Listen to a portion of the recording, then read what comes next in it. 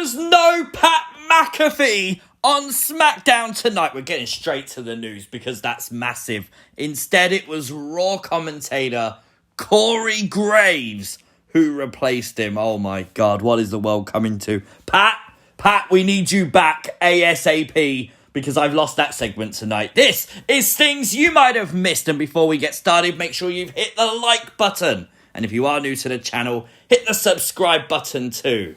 We had a sit-down interview this week with Roman Reigns. Of course, Roman with Paul Heyman. And you know what? This was genius. Roman Reigns in these short little clips is gold. Absolute gold. During this, we had a little flashback to Survivor Series 2016 when Goldberg absolutely squashed Brock Lesnar. And I love that line by Roman Reigns, the WCW line, that if he was around when WCW was there, if he was in WCW, it would still be around because it would still be in business. Oh boy, well, that's a line, I'm telling you. And of course, the biggest part of this segment was Roman Reigns looking straight down the camera and saying, "I'm going to Goldberg. So I'm assuming by that he means he's going to squash Goldberg at the Elimination Chamber event. We also had Goldberg sit down with Michael Cole later on, and he just basically said, we are going to get the old Goldberg back. He's going to tap into the old Goldberg. And he basically maybe teased sticking around. Please don't. I don't want you to stick around. I'm okay with you having this match. I'm okay with it. It's probably going to be good. But don't stick around, Bill. However, after both interviews, we cut to Corey Graves' ringside solo. And all I thought was, that could be Pat McAfee. Pat McAfee had an opportunity to be solo twice. Oh my God, and we didn't get it. Pat, come back. What we did get, though, was a Kisscam. I'm all for this. I love Kisscams. I thought it was genius by WWE. With Valentine's Day coming up this Monday, it just makes sense, doesn't it? As Los Lotharios defeated Big E and Kofi Kingston tonight. We know the true winner, though, and that's that woman. Yep, I'm all for this. Do you know what? I should do a Kisscam. We should do a things you might have missed Kisscam because I can get kisses every week. Oh, I do it twice! I get kisses twice a week! Let's do it. If you want to be on things you might have missed Kisscam, let me know in the comments below. Hello. For the first time ever, WWE's female superstars are the face of posters in Jeddah and Riyadh, Saudi Arabia, before Elimination Chamber. Lita and Becky Lynch. That's a big achievement, to be fair. The main event of SmackDown saw Charlotte Flair versus Naomi for the SmackDown Women's Championship. And what a match! I'm telling you, this was really good. I loved this match. The whole believability was there. You actually thought they could give it to Naomi. Every time she nearly got the pin, you were on the edge of your seat. Well, I was. And that's what I want to be a wrestling fan. And yes, it was Charlotte Flair who retained. People will complain about that, but we kind of knew she wasn't going to lose anyway. The match, though, was a great showcase for Naomi. The crowd believed. The crowd were into it. And it was after the match that shenanigans happened, so it was nice to get a clean win.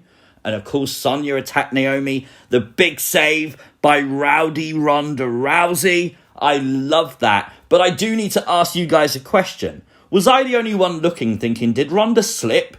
Like, they cut away very, very quickly, but it did look like she might have just tripped a little bit during her entrance, which I thought was quite funny. But just before SmackDown, Sean Ross Sapp and Fightful reported that it could be Charlotte and Sonya versus Naomi and Ronda Rousey at the Elimination Chamber pay-per-view. If that happens, there are 3 women's matches on a Saudi Arabian card.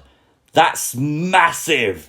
Today, Ringside Collectibles showcased their new Ringside Collectibles exclusive Wolfpack NWO Hulk Hogan. A figure I thought I'd never own, a figure I thought Mattel could never make. But they also teased today, Mattel teased today, that tomorrow there will be new graphics, new images of WWE action figures on WWE.com. So if you collect the action figures, look out for that.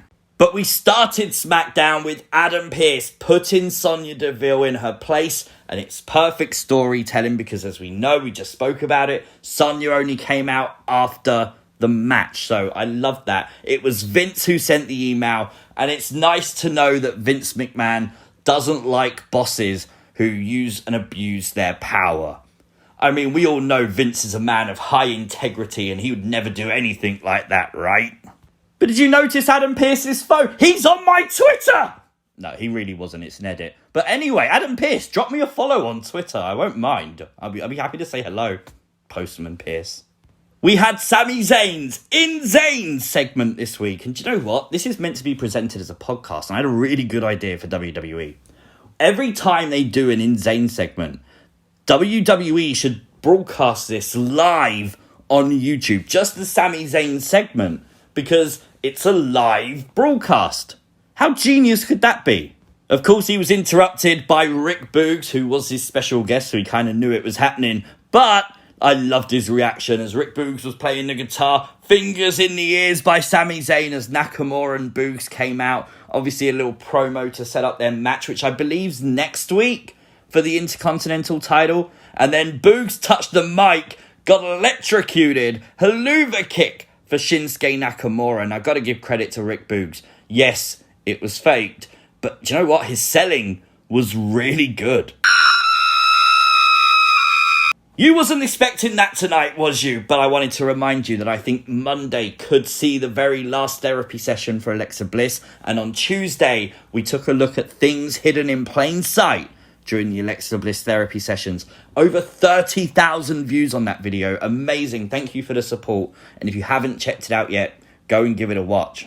Madcap Moss had a horrible black eye this week. Did he suffer that last week? I have no idea. But nonetheless, he'd gone to the trainer's room and he was trying to get out of his match with Drew McIntyre at the Elimination Chamber. But of course, the sign of the sword, I think the sword has some kind of power because his vision come back and the match is still on. You're all happy to hear it.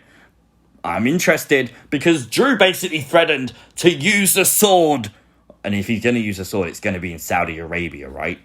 Now, if you was in London today, you might have noticed Wembley Way became WWE Way as WWE Superstars, the Street Profits, Bianca Belair, Xia Brookside and Mustache Mountain all took to the streets. I thought that was a nice little pop-up event. I didn't go, unfortunately. Wish I could have done, but if you did, let me know in the comments below.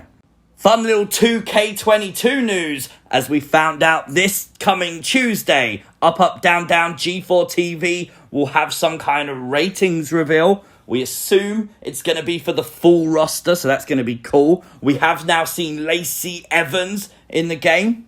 And just look at these images of The Undertaker. Look at the arena. Look at the effects. Look at this. This is the one that's really gone viral on social media of Undertaker's entrance. It looks amazing. Oh, gosh.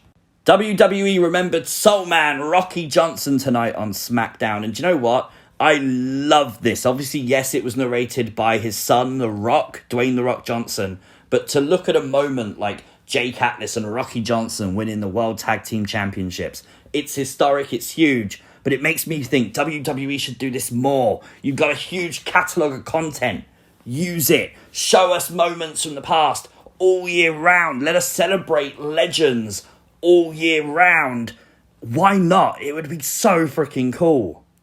Natalya and Aaliyah went at it again tonight. Dungeon rules, no disqualifications, and I love the storytelling to this.